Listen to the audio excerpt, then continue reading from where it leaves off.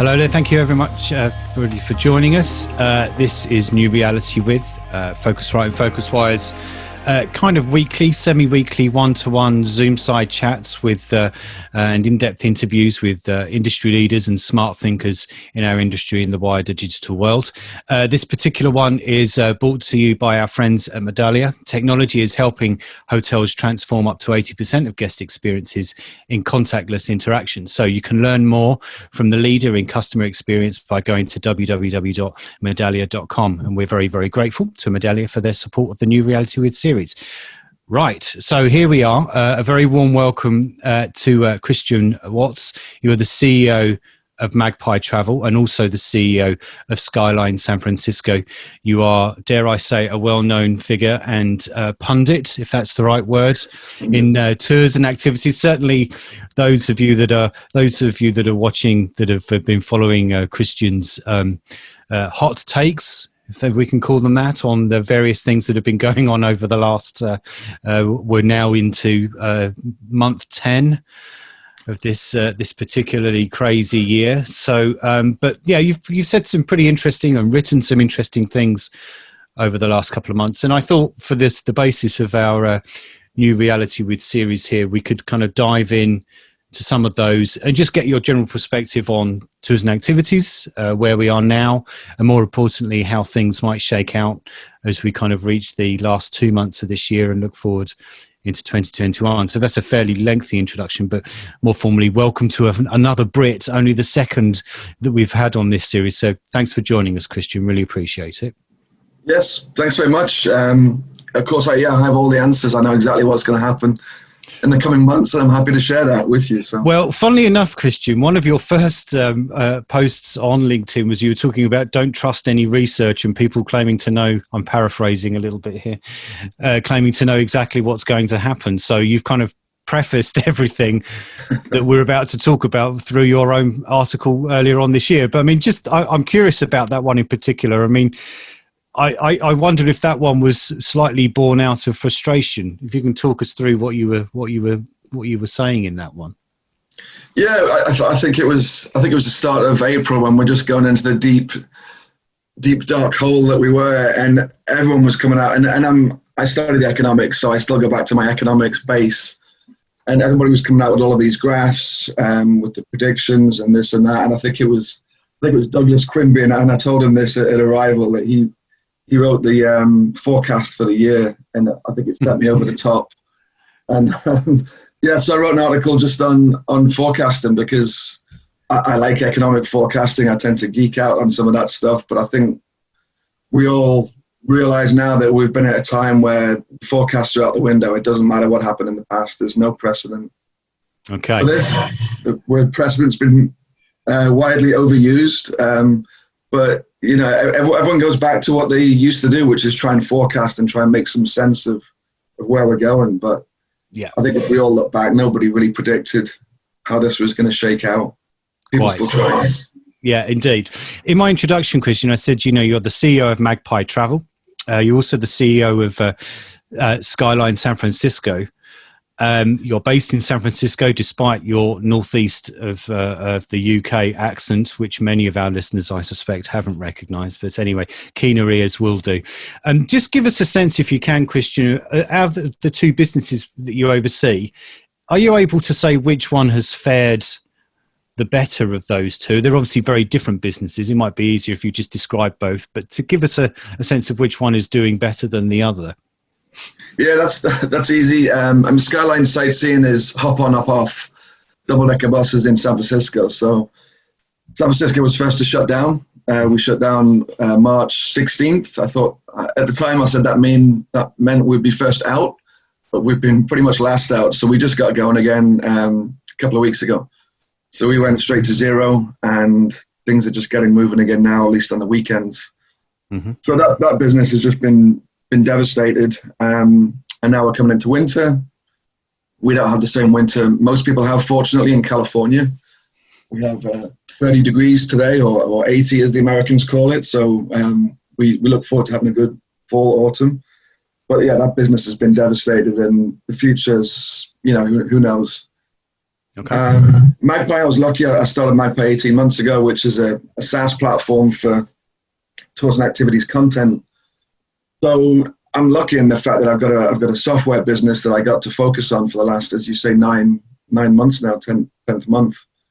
So for us, it was a good time just to really focus on that and work on the product, work on our few customers, and find a place in the industry for Magpie going forwards. So in a lot of ways, COVID has opened up opportunities on that side of it, which for me personally it's been great. But for the industry in general, it's been, it's just been devastating what's happened to the. So just on that point that you just said there, Chris, figuring out what your role and how it's all going to fit together for Magpie within the tours and activities sector going forward. I mean, how do you sense your role is going to be looking at it now compared to, when you launched Magpie, as you said, 18 months ago? What's fundamentally different with what you want to try and do for Magpie with tours and activities now compared to then? Well, one of the things that comes out of this, and I always look for the optimistic view, is, and everybody agrees that what comes out of these events is accelerated change, especially in technology. So I think that's the space that we fit. And the pre-COVID of going to 6 or 8 trade shows, and our best trade show, we'd sit down as Skyline and we'd have 150 meetings with resellers, all the way from Vitor and Expedia to the travel agent in Azerbaijan. And we'd go through the same process. We'd be sharing information, sharing the brochure, emailing rates and content and descriptions and all of that stuff. And I think a lot of the business, and I think this goes for hotels too, I think people go through the motions. They've done those trade shows for the last 20 years. It's just how the business gets done. Mm-hmm. And I think a lot of that might be thrown out of the window. I think business travel is definitely down, I think probably forever. I don't think people need to fly around the world now to have that meeting, which they did before.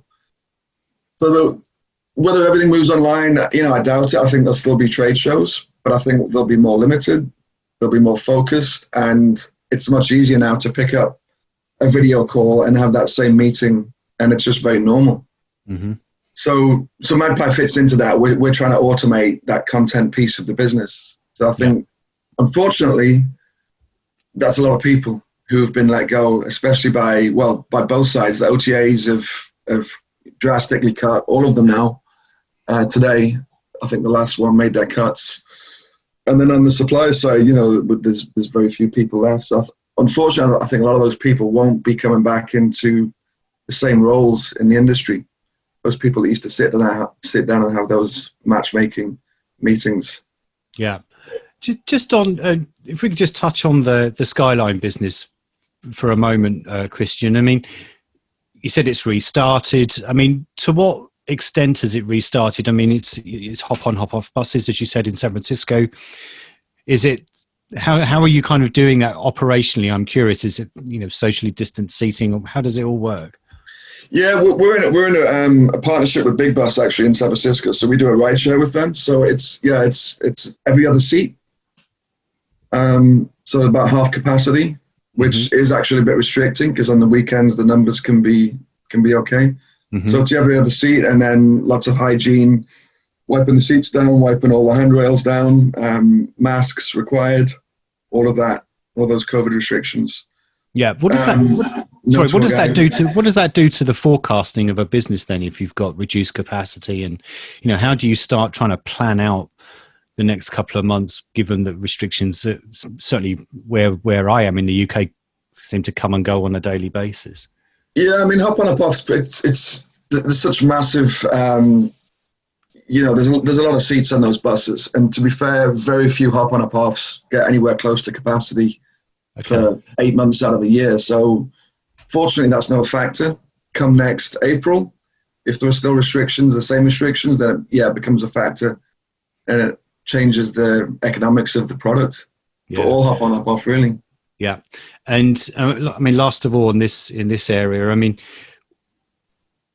you've got the social distancing restrictions that we've just discussed. I mean, what's the kind of, I don't know if enthusiasm is the right word, but how are your customers kind of dealing with that? Is it a kind of tentatively coming back in and finding the surroundings a bit strange, or are they just wholeheartedly throwing themselves into a wonderful tour around San Francisco because they just goddamn missed being able to do something like that?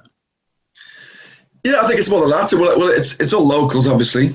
That's obvious or not, but it's all locals and drive market. The people that are out there are the people that are a bit more aggressive anyway towards COVID. You know, they're out there walking around the streets, so they're the ones that it's probably not a good selection of people right now. So the people that are out there having a day out on Fisherman's Wharf in San Francisco are the ones that don't mind putting themselves out there a bit. So I think they're happy. They're going through a normal-ish experience. Yeah. And we're hoping actually through the winter that people will think, you know what, it's probably not the busiest time of year. It's not the usual crowds of July, August. So it's okay to go and visit the big city in the off season. We'll see how that bears out, but I'm hoping that's the sort of case so that the winter won't be as horrific as the summer has been as far as percentages. Okay, right. So one particular area I really wanted us to get into was, and you've kind of used the word experience there. And now there has been, whether it's hotels or particularly in tours and activities, a lot of discussion and perhaps even some momentum around virtual experiences. Now, you said earlier on in this crisis that you were a skeptic about the very nature of what a virtual experience would be, but you had been turned around almost. Can you talk us through, because it is such a kind of a hot topic, and we'll come to why it's such a hot topic in a moment, but can you give us your perspective as to why you were skeptical originally and what kind of turned you around? Yeah, and I'm not sure if it's turning around or broadening the definition, but my skepticism at the start was I watched a lot of YouTube travel, as probably a lot of us do in this industry. There's a few billion hours probably of YouTubers wandering around the world in various destinations, and I enjoy it as sort of background noise most days. And for me, initially, virtual tours was just going to be more of that. And why would I go and pay for something when I've got a few billion hours on YouTube of any destination I want? So on the narrow definition of just the same tour but virtually, I think it's a struggle. So I think people have had to get creative, and when I wrote an article about that turning around, and I think that's to me the next stage of people getting creative with that video. So I think if you use it for some branding, I think you can use that for some pre-arrival sort of marketing to your guests. Mm-hmm. If you can mix that with some offline, there's a lot of people doing quite well in the cooking experiences and the drinking experiences and that sort of thing. So it's quite a wide definition now of what a virtual experience is. We've got people that used to run walking tours in San Francisco, and now they do this mixology tour where you're sitting around and you're mixing drinks. It's nothing to do with travel really, but they're doing really well. Yeah. So I just think there's a big grey area there for me. What's still travel and what's not? If I'm mixing drinks on the steps of the Coliseum, I don't think the Coliseum has steps, does it? But if you're mixing drinks in front of the Coliseum, then is that a virtual tour? Kind of. So I think there's a lot of space there for people to change the way they look at what a virtual experience is. Now, you said in an article that you booked one of these, which was with you and I and any our fellow Brits watching this will know of the triathlon champion Alistair Brownlee, and you did an ongoing course, whether it's a course or a series of kind of cycle at home sessions with this Olympic champion. What was that like? Yeah, it was great. I was just in the middle of writing the article, and I thought, who am I to write an article? I haven't even tried one of these virtual experiences. So I went onto Airbnb, and I do triathlon. So for the Brits, we'll all know Alistair Brownlee. He won the last 2 gold medals in the Olympics in triathlon. But he popped up, and it was a experience with him. I think there were 10 of us. It was great, but I wouldn't call it tourism. It was him on his bike, me on my bike, and him telling us about the gold medals and all the awards he's won. But the experience was, I don't know if he'll do it again. I think he was doing it to sort of help out. Yeah. But I'll never forget. It was, being able to sit and chat with him for 45 minutes was great. Now, the interesting part there is that you did buy that from Airbnb, as you said. So do you sense then that from an Airbnb perspective, that it's those type of virtual experiences that might work at scale, where it's things that aren't just wandering alongside an influencer virtually as they go around Berlin? It's something a little bit more, whether it's hands-on is the right word or something else. It's not exactly tourism related that the likes of Airbnb and other OTAs can start to think about. Yeah, I think those are the ones that have been working. For most others that I speak to that are doing the virtual tourism, they see it as a branding exercise. Okay. And it's a great way to still speak to their customers when they can't operate on the ground. And I think it's been valuable for them, and for a lot of them, it's keeping their tour guides in work as well, and keeping them part of the industry. So I think as a standalone, it's a tough business to pivot into. And also everyone can't pivot into, according to Arrival, there's about 1 million tour operators on the ground, depending on how you define it. Obviously, everyone can't pivot into virtual. So I think there'll be a business there at the end of it, but it's still going to be quite a niche piece is the way I see it. Yeah, I mean, there's enough influencers on YouTube wandering around cities, let alone with an influx of 1 million operators doing the same, right? So, but as you said there yourself, Christian, it's a tough thing to pivot into, but maybe against all the odds, because many of us journalists and industry watchers were expecting Amazon to perhaps go into something that was a little bit more obvious. They'd gone into air tickets, and we thought maybe the next thing would be hotel bookings. But lo and behold, a few weeks ago, they launched Amazon Explore, which is, a curated list of virtual experiences. Now, some might have said that was just a stopgap until they actually went and did the live thing, and perhaps the in-person stuff was the plan all along, and COVID came along and the easier thing was to do the virtual. I mean, just give us your perspective really as to what's Amazon's motivation, and how successful or difficult do you think it might be for them to gain traction with it? Or is it indeed a stopgap to the actual real in-person tours and activities that we fear or suspect they might be getting into? Yeah, I think as a standalone, it's going to be a tough sell. A lot of commentators are saying it's to sell goods. I don't know how many goods you're going to sell on the back of an audio tour and a virtual tour in the first place. So I think they're exploring. They, like you say, they tried to go into travel a couple of years ago. In my view, their best place to start is actually the experiences sector. We've been talking to them a little bit and trying to encourage them to do so through Magpie.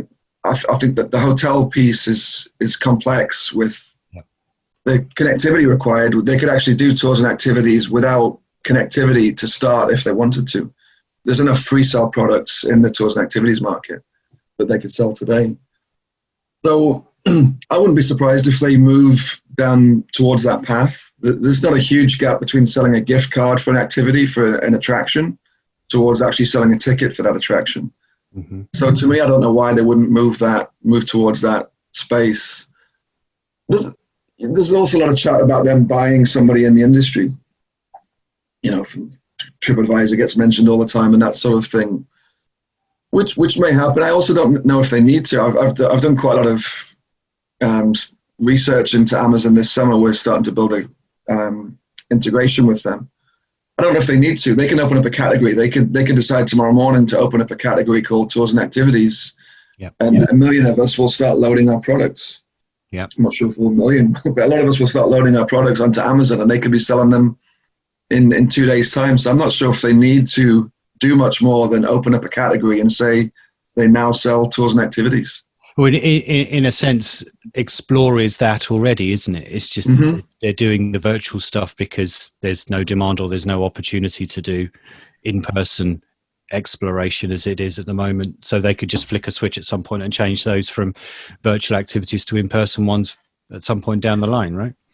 Yeah, the virtual tour you book today at the Colosseum, maybe tomorrow you've got an option to actually walk down to the Colosseum and take that live tour. And what do they care, really? Yeah, it's the same.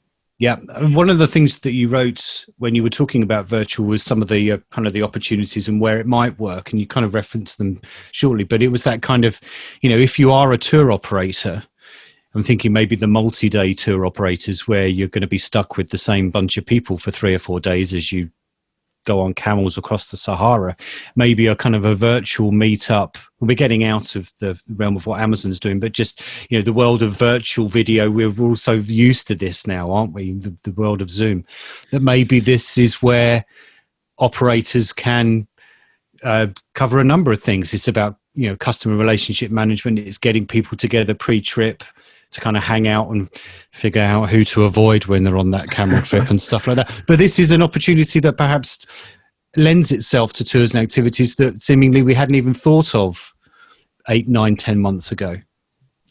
Yeah, absolutely. That's the part that I'm excited about. Like you just said, the group part of it, as any tour guide will tell you, the first hour or two, if you take a full day tour, the first hour or two is working with the people, finding out where they're from, getting them to know each other, so you've got some atmosphere amongst the group. At the end of the day, a lot of them are good friends, and now they're laughing and joking. But if you could bring that into the start of the experience, you've got a much better experience all throughout. So especially the multi-day stuff. Yeah. If those people came in as friends on day one, you're all already off to a great start. I don't see why companies wouldn't do that going forwards. It's so natural now. Jump on a quick Zoom call. So it's almost like a pre-trip icebreaker or something like that. Yeah, why not? Yeah, interesting. And you said in your article when you were talking about virtual, about it maybe this is where a role for travel agents to kind of come to the fore a little bit. I mean, just give us your perspective on why you think that. Well, I mean, travel agents were, they're already down, aren't they? And this, I don't think, is going to help. And I think travel agents need to somewhat pivot as well. And the old days of walking in and opening the brochure, and yeah, it's still big business, but we need to move on a little bit. And a travel agent can now get more connected to a destination. I think video's got to be part of it, right? Yep. And if a travel agent can introduce a group to certain things in a destination, and with their customers they've got going to a destination, they can use that for their own upsells. Mm-hmm. So I just think we've now got this platform that they can use for so many different uses to get the upsell, to get the sale in the first place, to do some post-trip customer list work. I just think it opens up so much that wasn't there before. And part of it is just because everyone is so comfortable on Zoom now. If you asked them a year ago for a video call, you have to sort of scramble around, and you got to download this thing on your computer, and it was a bit of a hassle for a lot of people. Yeah, but make sure you got all your books behind you sorted out. Yeah, clearly you have. Exactly. And now I've got my 79-year-old parents on Zoom calls every week, and they're almost fluent. Yeah. Yeah, interesting. Okay, right. Let's move on to another subject. Out of a crisis, there always comes an opportunity to, for fear of sounding like a management consultant, but drive more efficiency. I mean, do you sense that this is an opportunity that many in tours and activities will take to become more efficient? And if so, what needs to be made more efficient in tours and activities, would you say? Yeah, I mean, everybody has to be more efficient, right? Some people will, some people won't. Company cultures are still company cultures, especially a lot of the larger companies. They're not maybe so large anymore, but I think a lot of them are going to have cut their staff. They're going to pop out again next March, and their culture is going to remain intact, and they're not going to be particularly innovative, and they're going to come back and operate exactly the same as they were before. Mm-hmm. But it is a chance for the entire industry to not do things that we shouldn't have been doing before, and it's a chance to reflect. Yeah, such as what shouldn't they be doing that they did before? Well, the meetings I just mentioned, right? They're traveling around the world to have these meetings. Yeah. That's one example. I don't mean just to talk about that because of Magpie, but connectivity needs to change. Everyone needs to get connected to have live availability. There's no reason not to. So if you're still managing your tour on a piece of paper or on Excel, you need to get past that, and you need to get connected to the industry, to all the resellers. People need to learn from each other. The way I look at it, everything you're trying to solve, I started a hop on, hop off in San Francisco. We weren't the first city to do that, and you've got to take lessons from other cities. So I think now it's much easier to share. If you want to start a bike tour, reach out to one of the other 500 bike tours and find out top lessons learned, and let's not go down make the same mistakes. So I think people need to be open to learning from others and stop working in a silo like they're the first person that invented a bike tour. Yeah. And I think that's possible now, and it wasn't before. Yeah. Now, interestingly, you said, people getting more connected. I mean, TripAdvisor, for example, when it purchased Boken, one of its big mission statements about the acquisition was that it was going to use this as an opportunity to connect the industry and bring everyone kicking and screaming into the second decade of the 21st century. I'm paraphrasing Steve Kaufer here a little bit, but they were trying to do that already. We don't really have a sense of how far they'd got along with that. What is it about now that's going to propel more people to be more efficient? Is it for the things that you said, or is it just because there is a bigger need to now? Well, ironically, I think we've got these restrictions in place. So the people that have done well this summer have been the kayak operators and the people out in the rural areas. So they've had restrictions. They've been sold out like they weren't before. So inventory control is one thing that people didn't worry about before, and now they're sold out days in advance. You need some tech to do that, and you need generally to get connected so that people know what's available. So I think that's driven a lot of people that weren't connected to now get on systems. And then I think just people recognize that it's gone mobile. This will accelerate digitization of the space. People are just more comfortable now buying everything on their mobile phone. That's not going to stop when it comes to experiences. They're just more comfortable. It took a long time, right, from when the first iPhone came out until mobile transactions really started happening. I'd say the last 4 or 5 years was really the only time mobile transactions happened. We had 6 or 7 or 8 years of people messing around on mobile but not booking anything.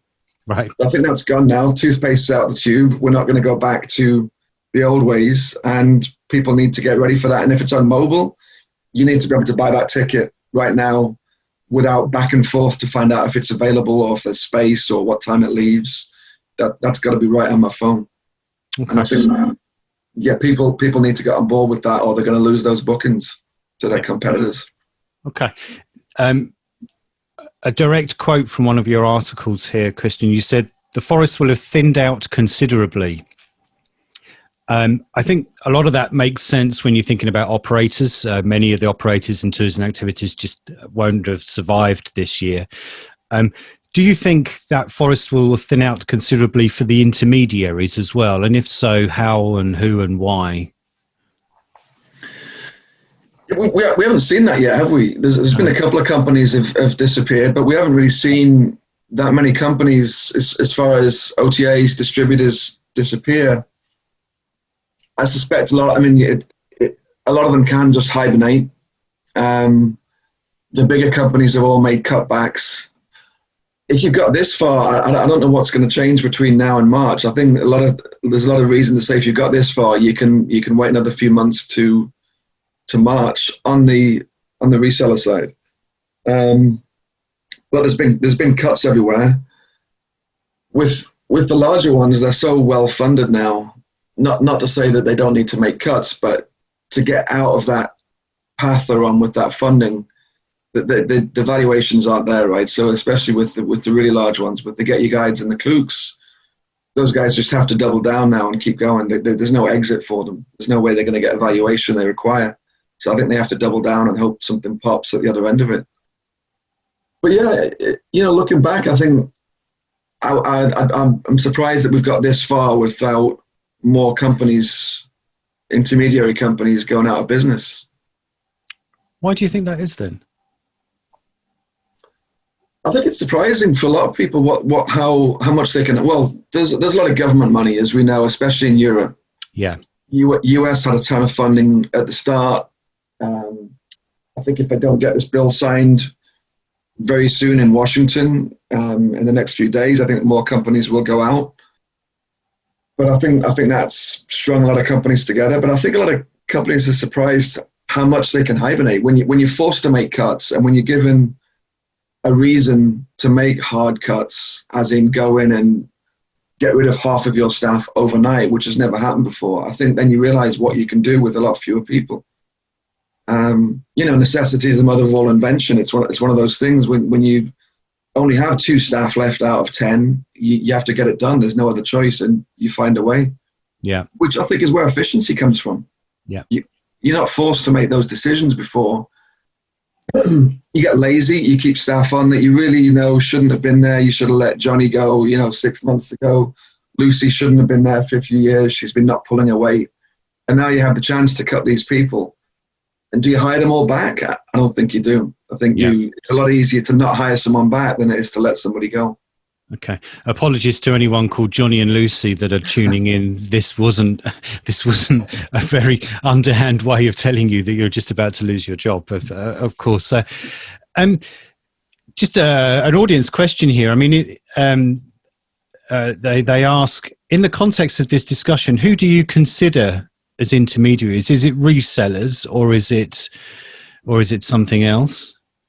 When you asked the question, I was thinking of resellers. Yeah. I don't know if you call it the res techs, the Fair Harbors and the Resdes and the Peaks, if you call them intermediaries, but that's the same. None of them have gone away. Yeah. They're all still around and claiming they're doing just fine. Yeah. I mean, one brand that hasn't, it clearly isn't going to go away, and has certainly started to make some moves into the sector over the last probably 2.5 years, is Google. I remember 2.5 years ago, April 2018, when Turing Birds was launched stealthily, is the word that we always like to use in the media because it sounds very dramatic. But by the time we got to arrival in Las Vegas in that September, Lax Pujari, who was the fellow that was fronting that, was doing the rounds of the trade shows and was desperately trying not to irritate any OTAs by saying it wanted to be a supplier direct platform at one point, and then it's been folded in as into the main kind of Google mothership. I mean, what do you sense that Google's ambitions for tours and activities will mirror those that it has done for hotels and eventually be a supplier direct, or does it need the kind of the coffers of the OTAs to build out the product for a few more years?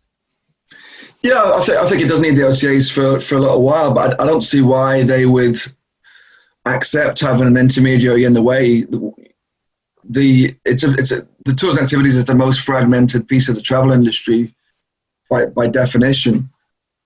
So it is more difficult to consolidate, but I don't see why Google would stick with what they have right now. It's not really what Google's done over the last 20 years, is it, to stick with what they have? So I don't see any reason. If there's an extra margin in going direct, why wouldn't they? And now with connectivity, it's just as easy for Google to go to the res techs to get that connectivity and then straight to the supplier. I don't think they care about the extra 5% that's available, but they do care about going direct. Shouldn't say they don't care about the fight. They care about the money, but they're more interested in going direct and getting the last minute availability and getting the last minute information correct than they are the money, I think. So I don't see any reason why they wouldn't be all direct in a few years. And who should have the most to fear from that taking place out of that group of intermediaries that may do quite well out of having Google enter the space at the moment? I'd say the ones that can't innovate. I mean, they all love to complain about Google, but you're sitting there, and I think some of them need to be a bit more honest with themselves. And if you look at some of these websites from 20 years ago, they're not dramatically different than they are today. There's still a list of hotels, and there's a list of tours you can book, and you hit the details button and it pops up and you can read about it. Nothing's, I don't know what should have changed, but they're using the same model. They're taking tour and operators' information, putting it into a big database, reselling it, and making their nice 25, 30%. And then they're complaining when Google tries to cut them out. To me, it's all about adding that value. And then you got to look at what value the OTAs are still adding. I do think they are. There is huge value in aggregation and being able to compare those activities across inside a destination, and reviews and having strong content there's definitely value there, but Google's able to grab that as well. And if they can't demonstrate to Google why a customer's better off going to them than directly from Google, then Google's quite happy to cut them out. Yeah, I mean, you've said the word innovate quite a few times now. I mean, how do some OTAs, or the ones that you've been kind of referencing, not by name, I mean, how do they innovate in order to kind of ward off this particular threat? Are there any examples that you can think of what they need to do, or is, as you said, it's the same old model, it's the same old process that may be actually quite difficult to innovate on? Yeah. I mean, I feel allegations, I'm not mentioning names now like you want me to, but Expedia and Booking before this were all about the connected trip. I feel like that's gone away now because they haven't got the staff and they've got to focus on their core business, which is probably right. Who am I to say anything different? But I thought the connected trip was the innovation I think we've all watched them on stage going through their customer journey with this connected trip, and it works great on stage when it's pre-recorded. But I think that's what people need. I think having that app that you can, from getting on the plane to the notifications to landing and your hotel check-in and having your tours and activities, that's what I think travel is missing.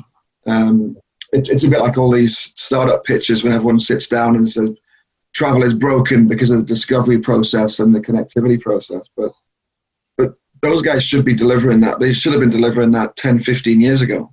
Yeah. But they don't move. They're so slow, these big companies. And I think they're going to leave a big enough gap for startups to come and fill that space. I don't think they're going to get there in time. Yeah. It's interesting. I mean, how many startup pitches have we seen at PhocusWright over the years, and other pitch competitions where they've stood up and said, travel is broken and we're going to fix it. I mean, if 2020 is anything to illustrate, travel really has been broken this year. Is. Yeah.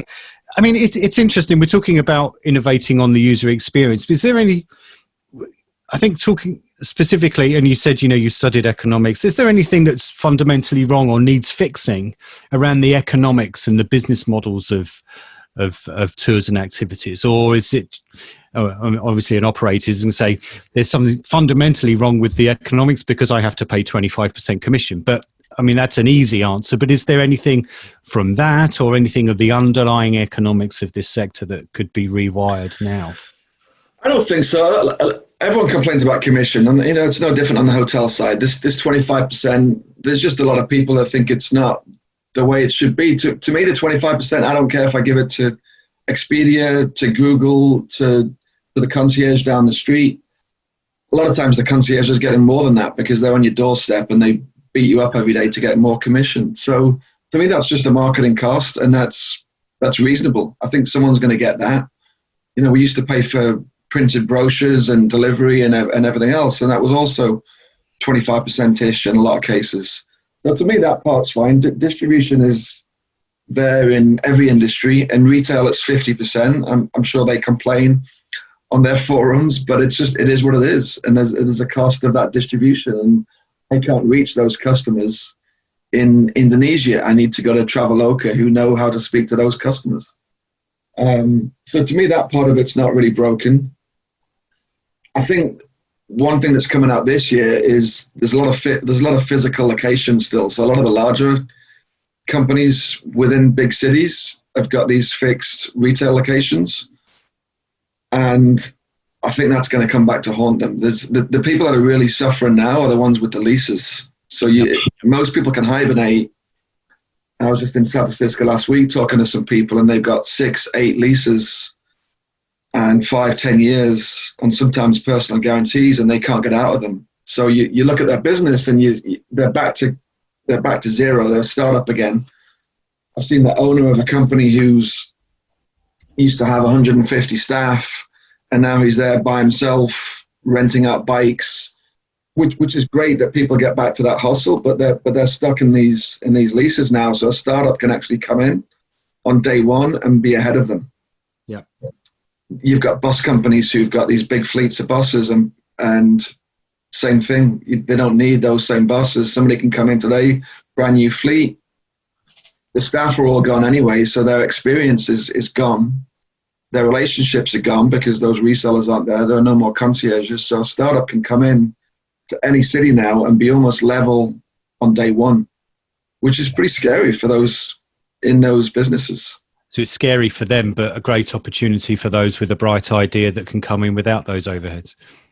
Yeah, it's huge. I mean, you could come in and grab all those ex-staff and have that experience on day one, have the bosses on day one, have the network on day one, and all that value has been destroyed. It's 5, 10, 15, 20 years of value it's destroyed. It's gone. Yeah. It's there to be created again, but right now it's just gone. Yeah. Okay. Before we get into our last section, here's your opportunity to talk about Magpie, because someone's just asked a question. So briefly, nice. if you can. But given the SaaS nature of Magpie, could Christian explain his business model? Is it transaction based? It's not transaction based. It's just the content. So it's just the descriptions, the images, and all of your product content. So if you want to hop on a bus tour, it's departure point, it's the highlights, it's the includes, the excludes, all of that stuff that we used to email via a Word doc, and then people used to take that and copy and paste it into a CMS. We're putting all of that onto one platform. So the intention is to have all the world's tours and activities, product content in one place. So if you're a reseller, you can come and grab any tour that you like, and you can now take that content and resell it. But we don't touch the transaction. Okay. Nicely done. If that was an employee that you asked to. I'll check in a minute and see if it was. Yeah, we'll see. Okay. Moving on. I mean, lastly, really, I mean, there's a lot of talk about it. It's the chance to hit the reset button across the industry with regards to what we as an industry are doing. Either it's to the planet, whether it's to destinations, or all the things around sustainability and stuff like that. Tourism activities in particular, I would say, has an important role here, because it's the stuff that actually happens. We're not talking about airplanes and vapor trails and all that kind of stuff. It's the things around over tourism and overcrowding of attractions and things like that. Do you sense, Christian, that this opportunity to hit the reset button is going to be taken, or is it the industry is thinking more about restarting? Because they're two very, very different things, and you can almost forgive companies for just wanting to restart because it's their opportunity to start earning money again. They can bring their employees back. But this is a chance for a reset, right? Mm-hmm. Yeah, I'm not so positive about that. I mean, I think each individual company is looking out for themselves right now, not almost, but more than ever. So it gives you the excuse to say, well, I'll worry about that later. And you really have got an excuse to focus on yourself. And the climate, it's a public cost where, individual companies are looking out for themselves, and it's a collective public cost. And the person with the bike tour and the walking tour and the bus tour, they can't, their job is to bring people into that city. So with the overcrowding side of it, it's a paradox, isn't it? We want those people back in the cities, and it's the cities, it's the cities that's got to do something about that. All I want to do is fill my buses up, and that's what the next person wants to do. I don't hear a lot of people talking about that right now. I think people are talking about saving their own necks and just getting back into business, and then this will come next. That's a bit disappointing. It's a bit disappointing, isn't it? It is, and I shouldn't say that as a blanket, because I do hear some people talking about it as a whole, and we need to do better coming out of this. But I think each individual company looks at themselves and think, well, how much difference can I make?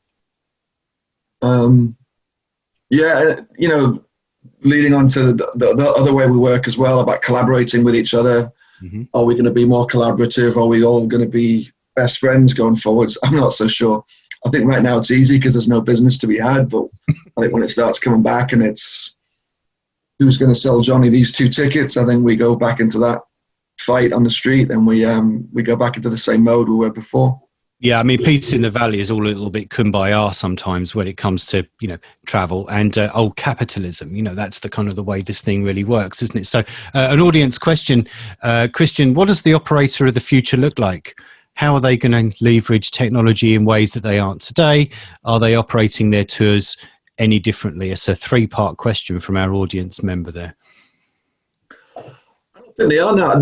What I'm surprised about and what I'm trying to push for is the lack of creativity right now. And everyone I speak to is going to go back to doing almost the same thing they were before. There's a lot of talk about audio tours, but audio tours have also been around for a long time, but I think they're starting to innovate. There's a lot of talk from one or two people about autonomous vehicles and autonomous sightseeing going forward. I don't know if that's been pushed ahead by this or not. To me, we're not any further ahead with that. We're waiting for the autonomous vehicle side to catch up. I don't see a ton. At the end of the day, I think people like to walk around a city with a tour guide. It's a very human, interactive thing. And to me, that doesn't necessarily change. It's that small group with the tour guide or with the bike or sitting on top of a bus. That's the experience that people want. And is that going to change? Is that going to be revolutionized? I'm not sure. It's still very, you still want to see the sights of that city from various modes of transport. So, I don't want to say that's going to be the same forever, but I don't see it being revolutionized by this. So it's almost don't use or don't innovate, don't over-innovate for innovation's sake almost, just stick to what's good. And if you can use technology to be efficient with your distribution and the way you run the business, perhaps the very core of what the product is, perhaps doesn't need to be overthought when it comes to technology. I think that's exactly right. I think innovate within within your own business to get more efficient within your business, to run it at 80%. But the actual end product, yes, to change a little bit, but I don't see any revolutions in that space in the short term. Okay. Unfortunately, Christian, we've come to the end of our time for this particular interview. Is there anything that you think that we may have missed that's all kind of worth bringing up? I mean, we've gone through a lot of subjects here, but I'm always curious as to what people think we might have not discussed that they've like a burning issue that they want to get off their chest almost. Yeah, I'm not sure. We touched on Google and OTA commission and all the usual subjects. I'll just say we're starting a new group, an innovation group, sort of like an incubator. Yeah. And we talked a lot about innovation, but my concern is there's all these people around the world who would like to innovate, who've got some great ideas, but they're not able to network right now. Arrival's going to be virtual this year, so that's a great place to meet people, but it's not as easy as meeting in a real convention center. So we're starting a group just to try and gather some leaders in the industry, some people who want to innovate. And it's not for profit. It's nothing to do with Magpie. It's just a group for anyone that wants to join and share ideas and get a bit of mentorship and see what we can do going forwards, because I think we're going to need that. And my concern is there's too many people sitting in their basements right now trying to build the next thing, but they don't know what to build and they don't have the experience and they're not able to go and have a beer with that person that could have given them some knowledge before. So we're just trying to bring those people together in a group. And how come has that been launched yet? I.e., is there something that people could go and see to kind of get a sense of what you're trying to do? Right now it's a Slack group. So if people want to reach out, they can reach out to me on LinkedIn with that and just volunteer themselves. And it's a Slack channel right now, which we're starting to gather people. So it's open to everyone, the tours and activity space. And you just want to create a nice community of people who want to make a change, because we're going to need something going forwards. We're going to need technology to get out of this hole, unfortunately. It's going to be so maybe this is where the collaboration that you seem slightly skeptical about may come and coalesce in kind of grassroots kind of collaboration rather than big strategic corporate collaboration almost. People who haven't got 20 years of competition against each other behind them, we can start up fresh and be all happy to work together. Yeah. Okay.